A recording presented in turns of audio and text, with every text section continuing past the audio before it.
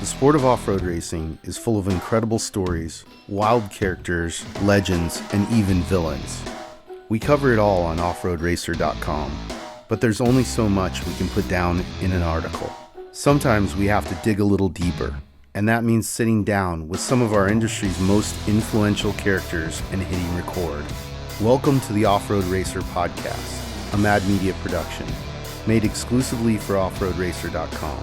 Each month, we'll go beyond the dirt into the homes, shops, and lives of the most interesting and game-changing icons of our sport. You'll hear about their history, success, failure, and everything in between as we pull back the curtain and reveal the stories of their lives.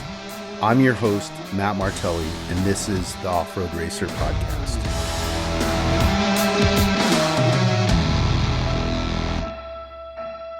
I'm Matt Martelli. This is the Off-Road Racer podcast, and I'm here with the mighty Rich Minga. What's up, Rich? How you doing, Matt? Good, man. Thank you for making time. I really appreciate it. Well, thanks for having me. This is quite an honor. You guys, you have a heavy list of really, really awesome people I respect so much on your podcast. Yeah, it's been fun, but there's still actually every time we get somebody, it's like the 6 degrees of Kevin Bacon or whatever, where then it's like, oh, we got to get this guy and this guy. So it's good. It'll be an ongoing thing, right? So it's a good problem. Yeah, and then I think we're gonna end up having to repeat some because, Sal, for example, we scratched the surface, right? We didn't really get too deep, so there's a lot there. Yeah, for sure. But let's go into, we've known each other for a long time, but to me, you're like the California kid. You know what I mean? Like the guy who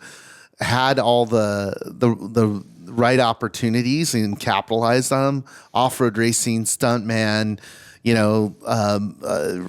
building race cars, teaching people, like just a full circle. Let's go to the beginning and talk about how you got started in all this.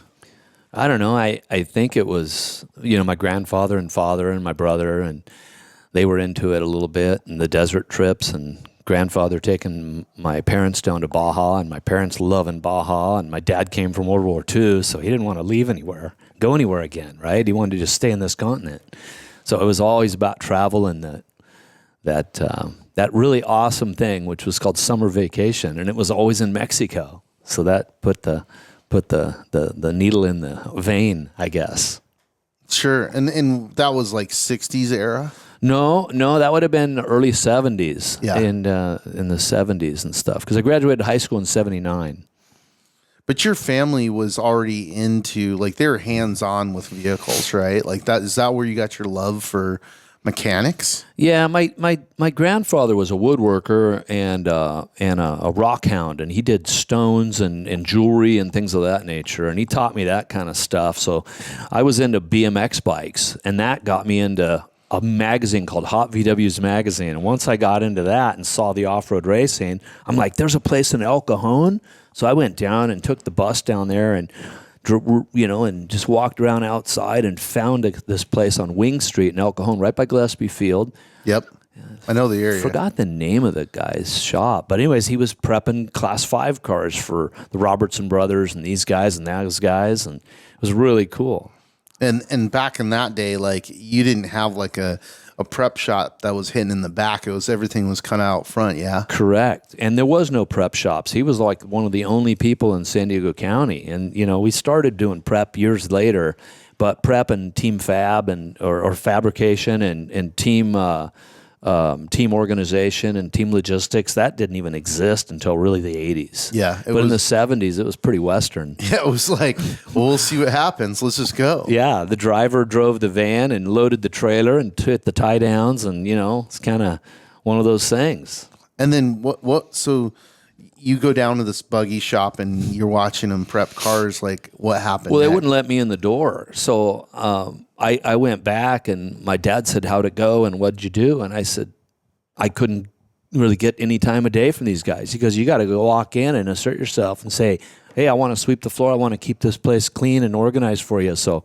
let me get in the nut and bolt bin and start organizing your stuff and help you guys out. And don't pay me. Just let me just do what I can. So I did that. And pretty soon, 3 days later, they hired me and I had a job. That's cool. Yeah. That's such a ongoing narrative with a lot of guys. Like, they just walked in and said, "Hey, I want to sweep the floor. I'll do whatever it takes." That's definitely a mantra of off-road. Yeah, for sure. The hours it takes to build these cars and the amount of preparation, it's insane. Like, you think of an 8 or 10 or a 12-hour day, that's nothing. 14 hours is normal. You got to do more than the average guy. Our daily routine dictates our future. So you got to do way more than everybody else if you want to have a good future. 100%. So then, you're at this shop sweeping the floor. Like, how did you progress into racing? So, like I said, Hot VWs Magazine, my brother rented a house in LA Gardens or somewhere, and he ended up, the landlord had a VW pan and a body, and at the time, Baja Bugs were getting pretty popular, and the guy didn't want anything for it, so my brother said, "Hey, come help me clean up the yard and do this and do that, and you can have this thing." So my dad said, "Okay, you can have it." My dad bought me a book called How to Work on VWs for the Complete Idiot. It was a book, and it said that in big, bold print, like a Matt Martelli design logo. It was really cool. Had a nice graphic on it, and it was really fun. And the book was very explanatory and educational. And I ended up learning a lot about VWs and reading that stuff and going into that program. And anyways, built that thing into a Baja Bug. And by the time I was 15, I was driving and going to the desert in Borrego Springs with my parents. Nice. And then did that car end up becoming a race car, or did it progress? What was the next? So it's like doing drugs. It's like, first I started with a little bit of this, and then, right. Exactly, right? So like I said, the needle goes in the vein, right? So you start looking and stuff, and you're looking these ads, and you see shocks, and you see these cars, and ultimately the cool Baja Bug was the pre-runner or the race car. So you emulate that, and you build the bumpers like the guys in the magazines had, and the guys that worked. Oh, it was called Fun Buggies. That place in El Cajon, I got my first job. Fun Buggies. Fun Buggies. He was the prep shop. It was just a race car shop, but it was called Fun Buggies. And anyways, you end up getting into those things, and you end up shocking them and putting bigger tie rods on it and a better steering box. So then you get to know people like Johnny Johnson, who became a friend of mine and a very good educator. And he was so explanatory. His stories were always nothing but education and explanation, if you realized it. Sure. So Johnny was an amazing guy, and he taught me so much. And ultimately, I ended up buying his house on my 21st birthday. I bought his house from him on my 21st birthday. That's cool. Yeah, with a lease option to purchase. That's really cool. Yeah. But anyways, back in those days, I ended up having some fun with that Baja Bug and learning, and that's what got me into working for Mark Stahl and got me into the pre-running and going to Mexico, and then ultimately getting to drive people's cars. Well, so what was that like? I mean, how did you get, because obviously Mark Stahl had a huge effect on our culture, but specifically in this area, with racing, would you just walk into his shop and say, "Hey, I'm here"? Where at what location? I'm sorry. At Mark Stahl's. Oh, at Mark. No, my brother called me up and says, "Hey, I got a guy named Mark Stahl in Chula Vista that's a long ways away. It was like a 30-minute drive. I was driving 15 minutes.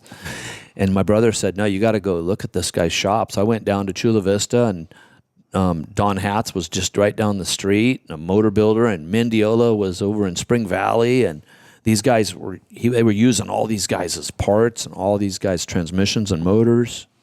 And Mark was teaching me how to prep a car and offered me a job. Nice. Yeah. And then, obviously you went racing with him after that. No, I never raced with Mark other than crew chief and team managed. Okay. Yeah, so I prepped his car and helped him prep the car. He mostly prepped it himself. I would just lend a hand. But that would teach me how to prep cars and be more attention to detail. Because attention to detail is everything. Right. So that was a cool thing. And then ended up meeting Jim Guthrie and working on his car and the guys from Mexico City. The cool thing about Jim Guthrie's car was he had this guy named Dan Gurney that raced with him. So little Richie was, at the time, this little kid in high school. I was prepping a car that Jim Guthrie ended up driving with Dan Gurney. It's like amazing, right? Right. And And then what car it was was a that? Chenoweth 1000. Okay. And he was a contractor out of L.A.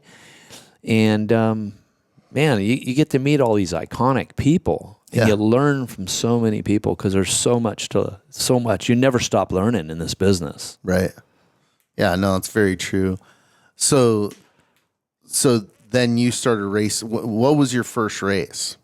So in the 78 Mexicali 250, one of Mark Stahl's relatives, I believe it was his uncle, asked me to ride in a 5/1600 because I was this little guy. I was super small, Right. Like right at 100 pounds. And it was right before high school and all that, or during high school. And then after that, so I rode in the 5/1600 in that race, and that was a funny story because we ended up breaking down in Mexicali, and I had to walk out, get a truck and trailer, and get back in. And of course, the needle goes a little deeper, and the veins get popped up a little heavier, and you're addicted even more, and then you got to go back. And in 1980, I traded my welding helmet for a racing helmet, and I raced with another Mark Stahl's friends named Tom Ferguson in the 1980 Baja 1000. What was that like? Awesome. Yeah.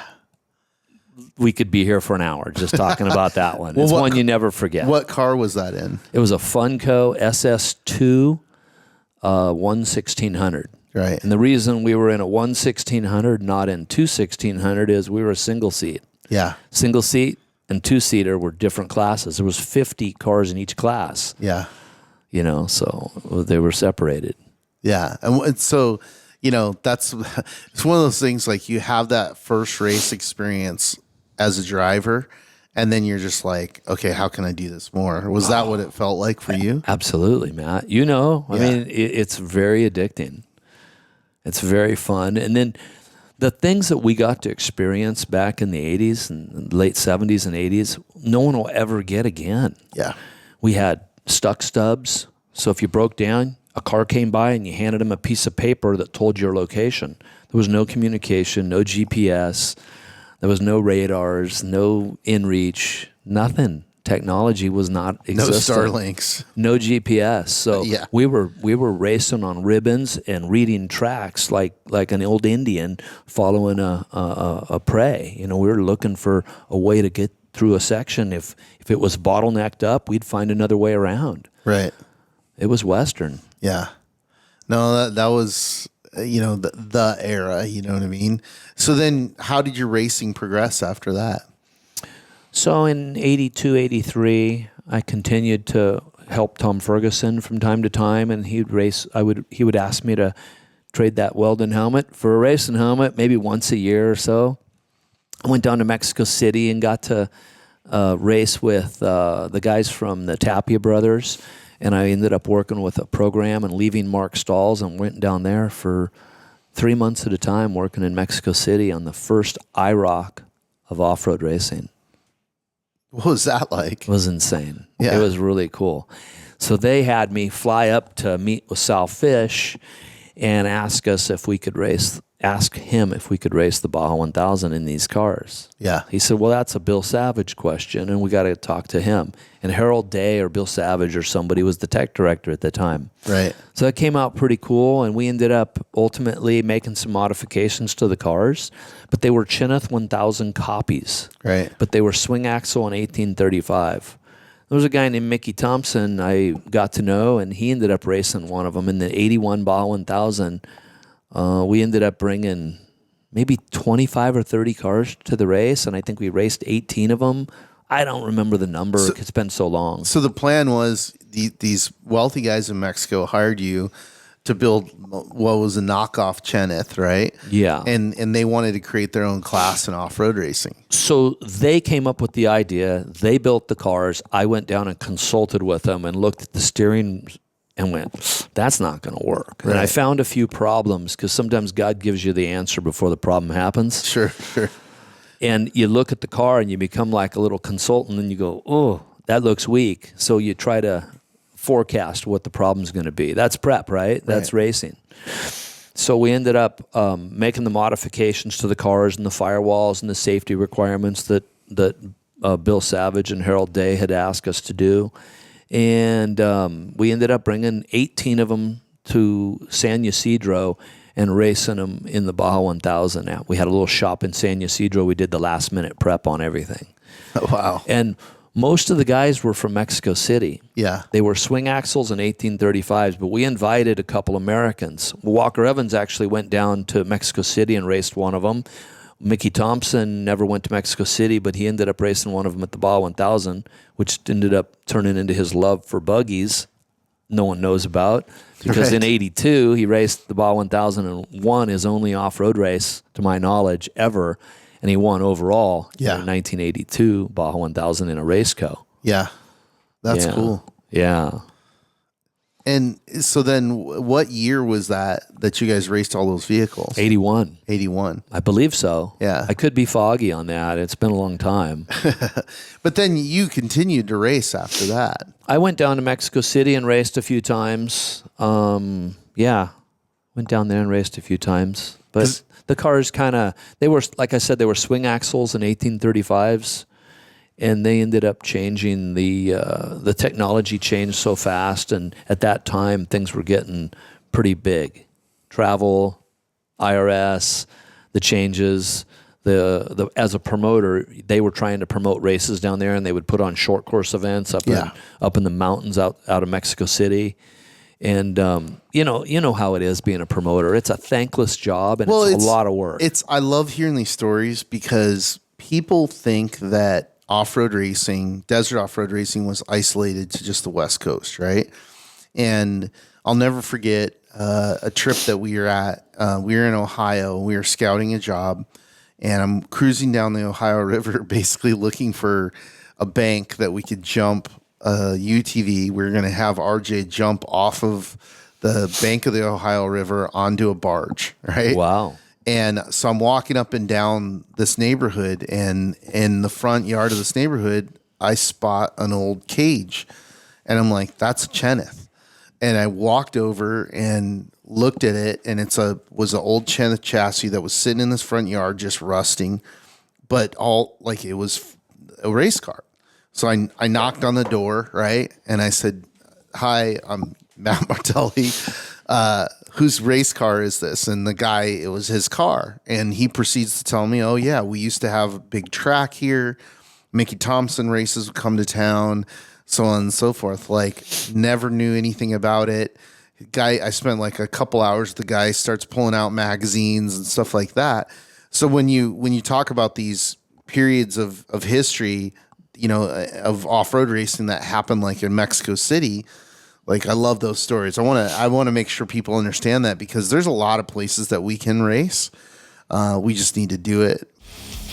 Attention Off-Road Nation. The Unlimited Off-Road Racing Championship comes roaring through Parker, Vegas, and Barstow in 2024. It's three of the most prestigious and competitive off-road races in the sport. It all starts with the return of the Parker 400 in beautiful Arizona, January 10th through the 14th. Then it's the biggest, baddest, most grueling off-road race on the planet. The BF Goodrich Tires Mint 400 comes roaring back into Sin City, Las Vegas, March 6th through the 10th. And finally, the climactic conclusion of the Unlimited Off-Road Racing Championship, the California 300, returns to Barstow, October 2nd through the 6th. Visit unlimitedoffroadracing.com for complete details. The 2024 Unlimited Off-Road Racing Championship is here.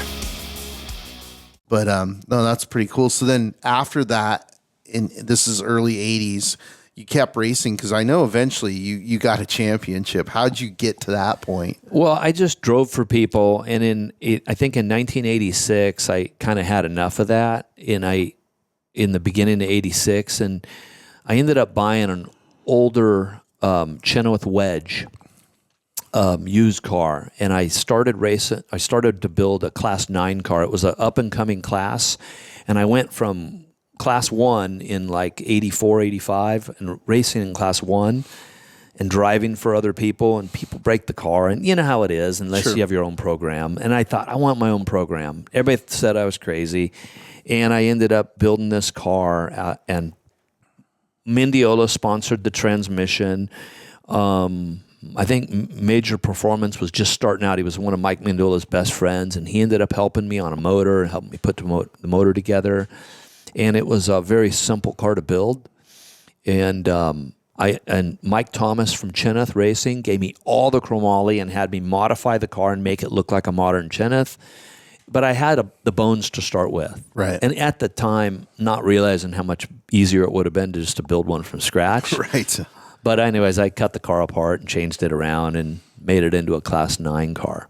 And that was inspired by Johnny Johnson, who had raced everything under the sun and decided to race a 5/1600 in the mid-'80s because the 5/1600 class was the biggest class, so the biggest entry fee and the most money.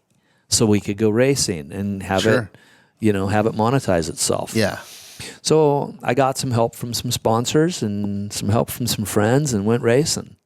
And then as soon as you start winning, you have all kinds of people helping you. But at the time, you don't have anybody to pit. You get out and dump your own gas. You do everything yourself. Yeah.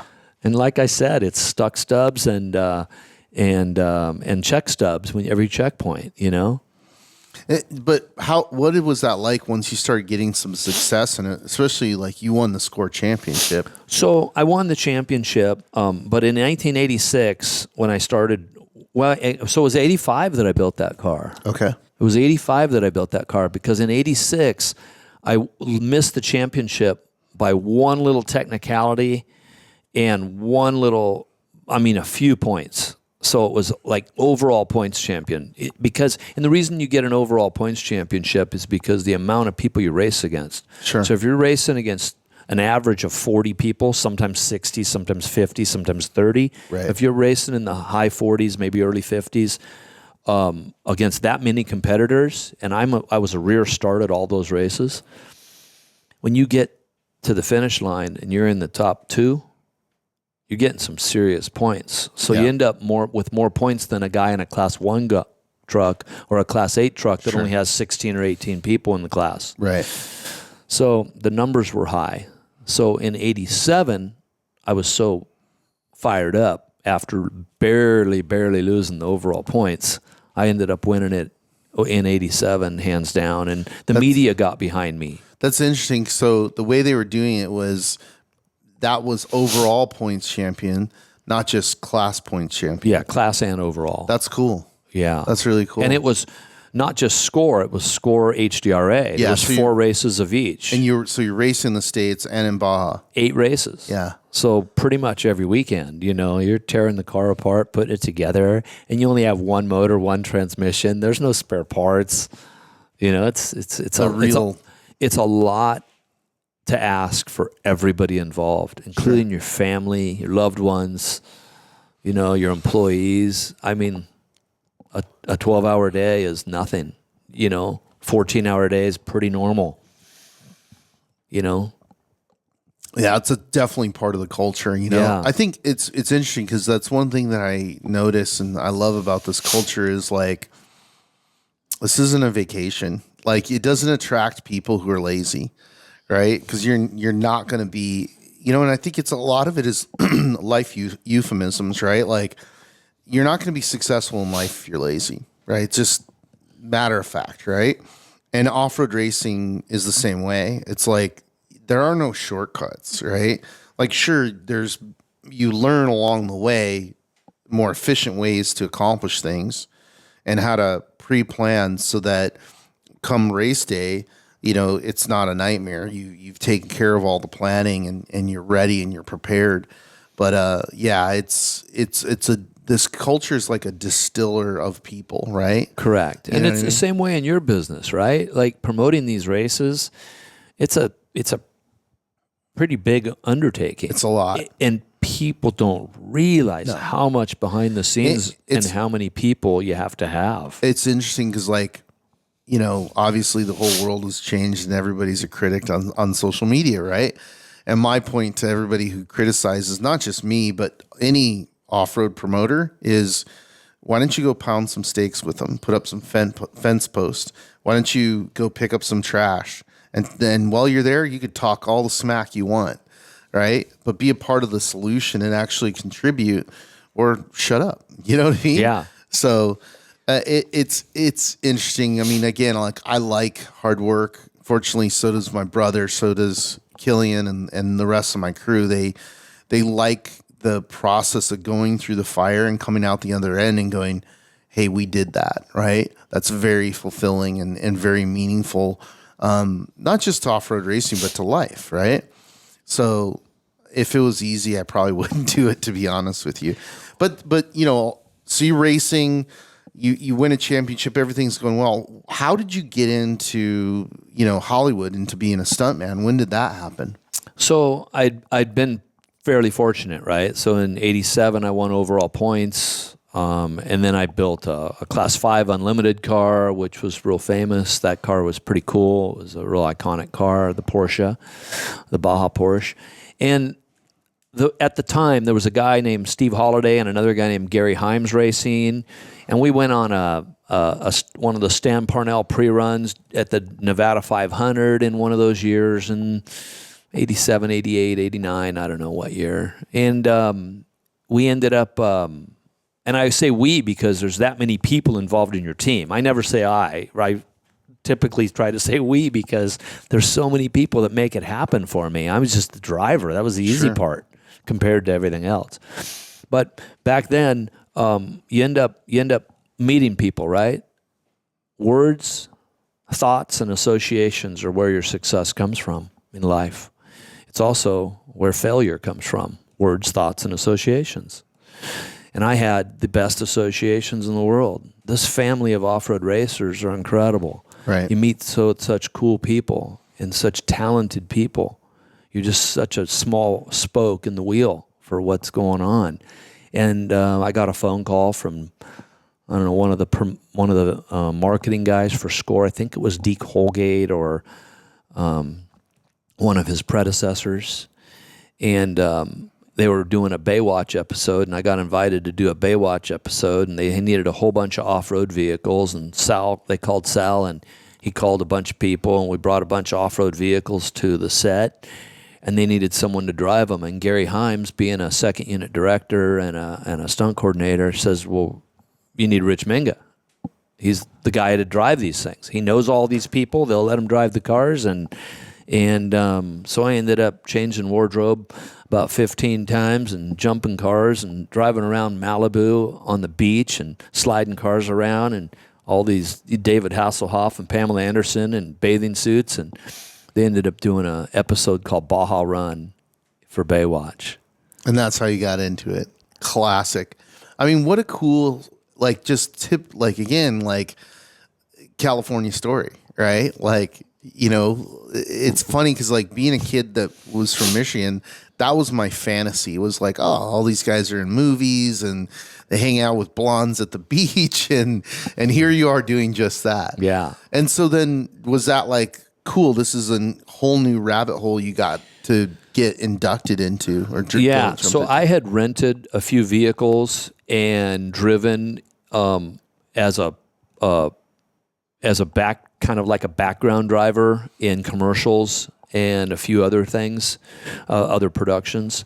But I had never been in front of camera and on camera and the lead guy, right? So I ended up, when you're doubling David Hasselhoff and you're 5'8" and David's 6'3", they throw a pillow underneath you and a helmet. You're doubling a guy, but they don't ever show anything other than the wide shot, right? Yeah. So you learn a lot about camera. Sure. And anyways, I spent I went into 3 days in Baywatch. Right.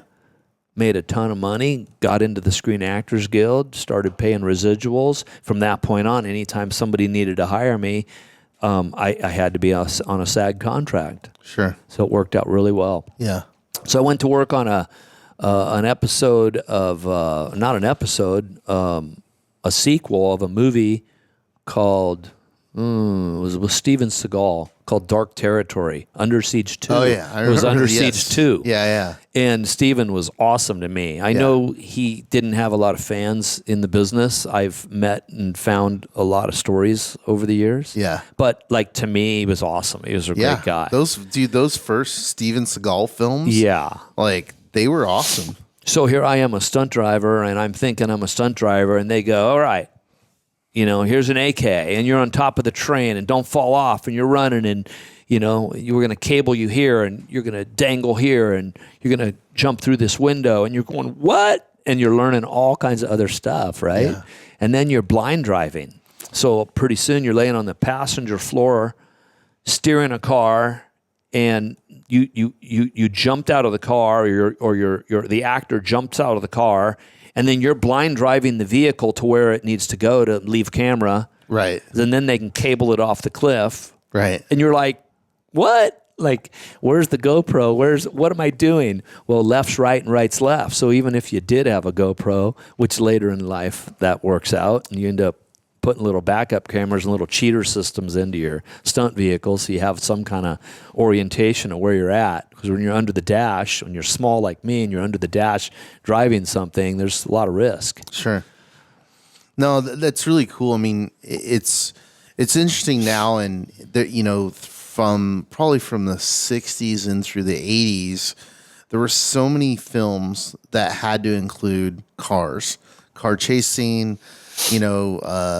different stunts, etc. And then you look at television in that era, and it was like everybody was jumping a car, they were jumping a truck. Chuck Norris from Dukes of Hazzard to The Fall Guy. Yeah. All those shows revolved around the dynamics of these vehicles. And it was like, okay, storytell. All right, we need the chase scene. You know what I mean? Absolutely. And that was, growing up, that was the coolest thing. We thought, man, like, let's just go jump trucks. Right? Yeah, absolutely. But like, it's also, the stunt driving is definitely an art, right? How do you make a relatively stock vehicle do something that really only race cars are supposed to do, right? And look good on film. Right. Yeah. So we make modifications. Hydraulic bump stops came in pretty early into the film business because we were using our technology and our suspension from off-road. Yeah. And adapting it to fit the needs that we had for Fast and the Furious and for Dukes of Hazzard. We used a hydraulic e-brake system that I had come up with through Chuck Neal at CNC, which are relationships, right? Yeah. Relationships, back to that. Those put you from where you are to where you want to be. Yeah. 100%. Was there a movie or a stunt that you did that you're like, okay, this is like kind of the coolest thing in the world? Well, a few years back. It's been probably 10 years ago or so. I ended up doing a film, like a Bollywood film, but we had some iconic, like the best, like guy that's done like 8 Fast and Furious movies. Right. Spiro Rosados, he was our director. Another guy named, anyways, I'm forgetting names like crazy right now. Anyways, so Spiro was doing a film in New Mexico, and I ended up having to do a whole bunch of doubling the lead on a whole bunch of stuff. So I was doing a 90 in an old like 74 pickup truck right on the edge of a cliff, and you're talking like there was no safety. You're talking the real cliff, right? And it's a real 300-footer, so right. You're going to starve to death before you hit the bottom. I mean, it's a big one. So I did that, and then we ended up doing this iconic scene that you've seen a million times. Is the tow truck is on the side of the road, and he's going no, and he runs out of the way, and then the car hits the tow truck, and jumps. Yeah. Well, this was a little different. They decided that wasn't enough, so they had a tow truck towing a VW van, and the VW van was on the tow truck, and I'm in a cop car chasing the lead, and the guy bails out of the way, and here's the tow truck reveals. Right. And I hit this van that's on the bed of the tow truck and launch it into these ramps, and ended up on top of a school bus with rafts everywhere. It was a rafting trip in New Mexico, right? And that rafting trip was up ahead further than the tow truck. It was hilarious, and it was this big scene, and it catches on fire, and it was a badass thing. It's really cool. That's cool. I mean, that's what's funny now. Like, obviously CGI has gotten so good that they fake a lot of stuff nowadays that's done in computer, which is kind of a bummer, because, those car crash scenes and those car scenes were like, it took a lot of mental and physical ability to accomplish those things, and a lot of coordination, a lot of direction. Absolutely. It's definitely a lost art, Yeah. Well, that was like a B film, and that was like one of those iconic memories for me. Mm-hmm. But like the better memories are like Jurassic Park with Spielberg telling me what to do, and I got the lead actor in with me, and we're sliding up to a stop. Little simple precision stunts are like really key factors, right? Sure. And working on Dukes of Hazzard and doing donuts and staying out of Reese Millen's way, who was one of like the best off-road racers and like the best stunt guys. Yeah, Reese is incredible. Yeah, he's just incredible, and so was his dad. He was just incredible. I knew his dad so well. Yeah. Incredible people. Yeah, no, they are. I'm glad to see Reese is still racing, still getting after it. Absolutely. You know, and doing a lot of stunts for movies. So. Still doing racing too. Yeah, racing and stunts, man. And he's in the top of his game all the time. Yeah, a real professional. That's cool. Was there a favorite movie you worked on? You know, in your career? Tons of them. Yeah. I really like. I've driven Audis ever since I did Transporter 2. I just love Audis, and I've had a Panera watch and an Audi ever since that movie. Yeah, loved that one. I was on that for like 3 months. A lot of fun. Nice. That was in Miami. Gosh, so many movies. I don't know. Just been blessed on TV shows too. Off-road race fans, the third annual California 300 off-road race comes blasting back into Barstow this fall, Thursday, October 3rd through Sunday, October 6th. Don't miss your chance to see hundreds of the country's elite desert off-road racers go door to door on a brutal 300-mile desert race course and witness the exciting conclusion of the unlimited off-road racing championship season. Visit thecalifornia300.com for more information and to purchase spectating, camping, parking, and VIP tickets. The California 300 returns. Yeah. Now that's super cool to be able to connect off-road racing, and stunts, right? Like what a cool thing. One of the other things that you were a part of was the Todd Clement wide open, era of like, I always forget how many cars you guys raced one year. It was like 20 something. 20. Yeah. I think 20.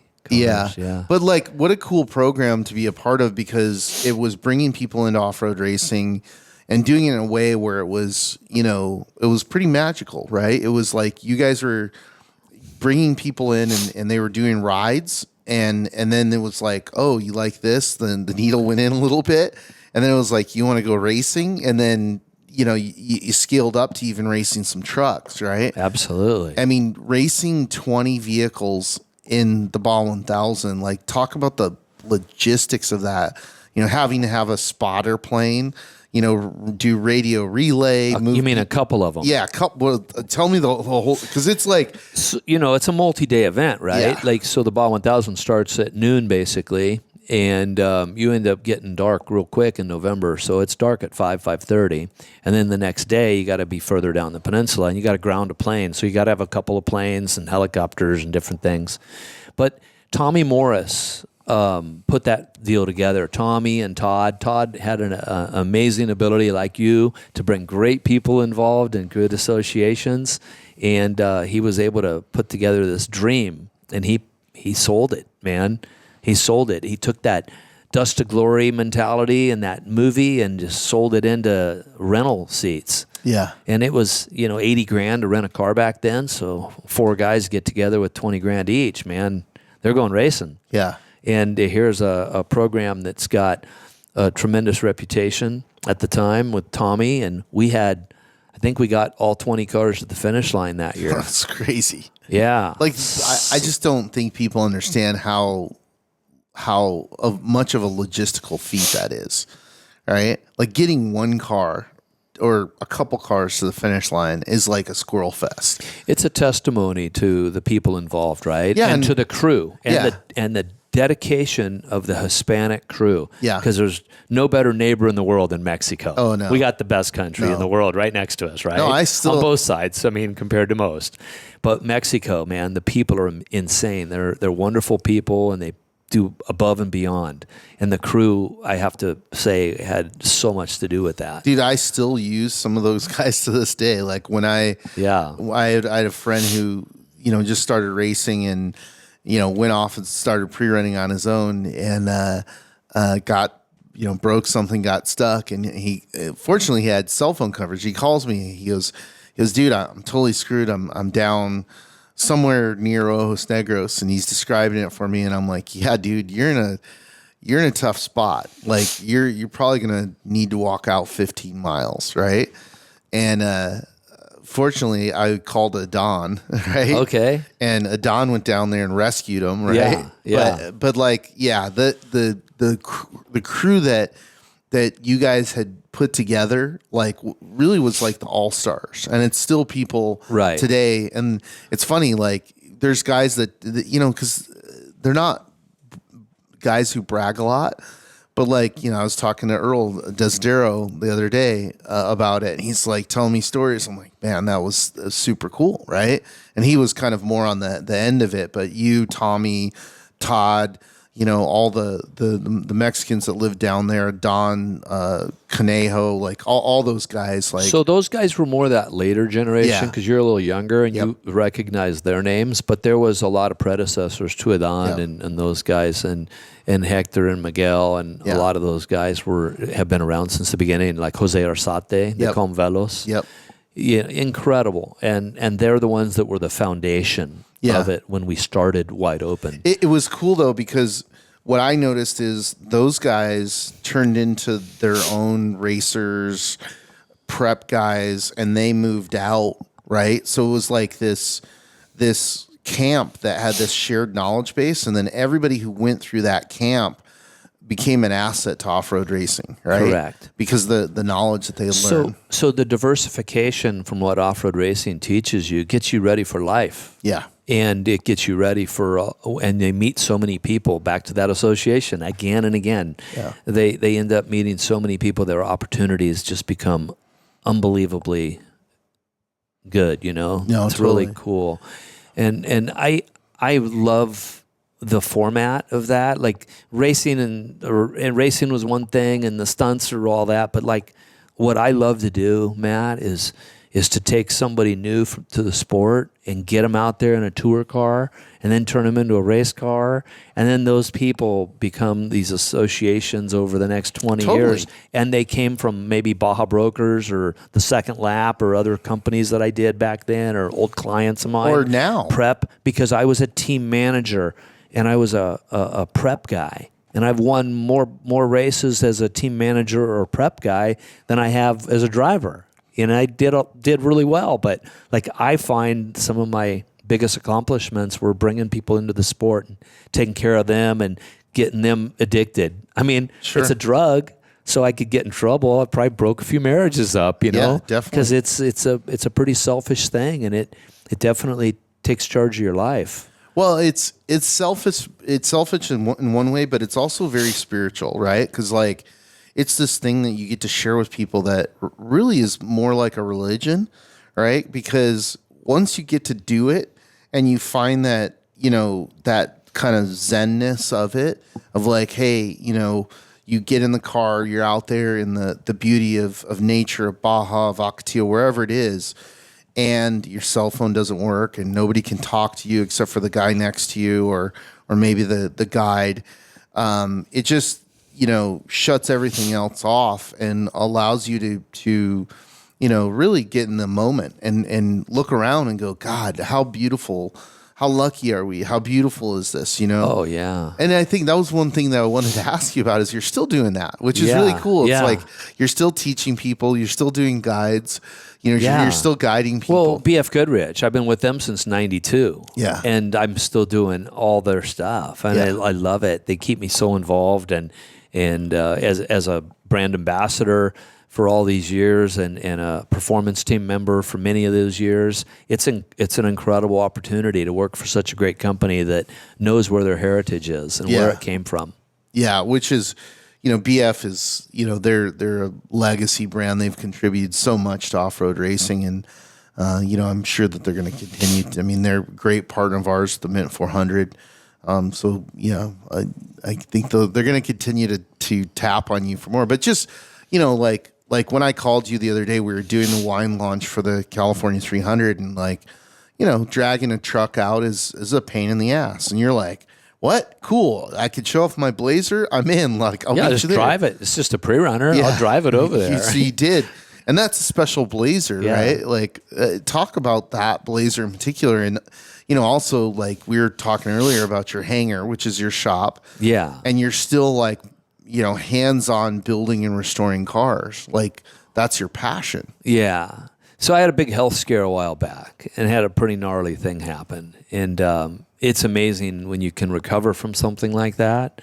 I had a stroke and I was in the hospital for 30 days, 15 in ICU. Hanging onto that leaf, hanging over the cliff, I mean, things weren't good.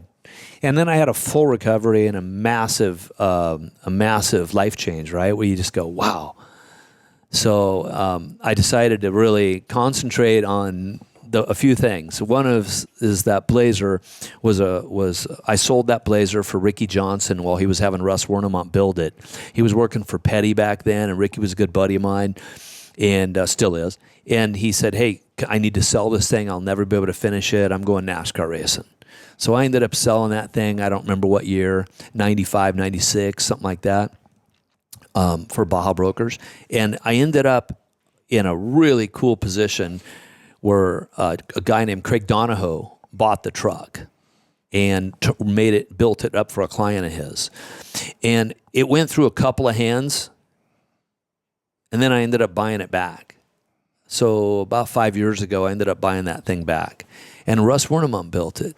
Yeah. And I had a lot of help and different people's opinions, and I ended up kind of making it my own. And it has Russ's shocks on it, and I just love the way it handles and the way it works, and it's an awesome truck. Yeah. And it's just a good pre-runner, 2-wheel drive pre-runner. It's just really cool. It's amazing too. What year pre-runner or what? It's year? A 75 Blazer. Yeah. So when you think about a vehicle that was was made in 75 and then well, modified. it was built in 80. So it ended up having a front clip of an 86 vehicle. It happened to be a 75 Blazer, which is pre-smog, so perfect for California. Right. But it was built in like 91 by Russ. He only built 2 pre-runners, plus he built all those iconic race trucks of his. Yes. But he built 2 pre-runners only ever, and this is one of them. That's cool. Yeah. But it's amazing that a truck that was built in 91 is as capable and durable as it is. Like we were talking about there's a lot of really nice new pre-runners, right? Like Craig Stewart's stuff is just immaculate. As well as a whole host of other builders, right? Geyser builds great pre-runners, there's 2 handfuls now. Yeah. There used to be a handful of guys. Now there's 2 or 3 handfuls of guys. But, in terms of like, hey, I got to go down there, I get a pre-run, and then I got to drive it home. Yeah. Like that thing is bulletproof. It's pretty nice. Yeah. It's really, really capable too. And I'll go out with my buddy Chris that owns the Horsepower Ranch, and we'll go out, and he's got the high dollar big dig pre-runners, right? Like a lot of the guys. He has a nice truck. and those things they can't pass me. Yeah. And I can't pass them. Right. But it's that good. Yeah. And it's not the driver, it's the car. Sure. I know what I'm doing, and I try not to get in trouble and everything else, but like the car is very capable. Yeah. And it's a testimony to Russ and those brilliant people that I've had so many relationships with and so many contacts with, all these great people. You don't do this alone. No. It's all the great people in your life that you meet along the way. And if you can harness those relationships and build them and keep them, it's amazing. Yeah. Because they're the ones that take you from where you are to where you want to be. Oh, absolutely. If you don't have the brains to do it, and I never had that. I was never a Tommy Morris. I'm not that guy. I was a prep guy, but I was never the good fabricator to the the Craig Stewarts. Yeah, right? A long time ago, I learned to ask questions. Right, like don't be the guy in the room that thinks he knows everything but doesn't. Be the guy in the room who, even if you do know it, it's better to ask the question to get either a variant of the answer or to get reassurance that your thought process is correct. And it's funny because I do it all the time. I call Sal, hey, what do you think about this? I'd hire Bill Savage. I'm like, cool, then let's get Bill. You know? And then it was like, hey, what do you think about this? Well, Tommy Morris knows all about that stuff. I'm like, cool.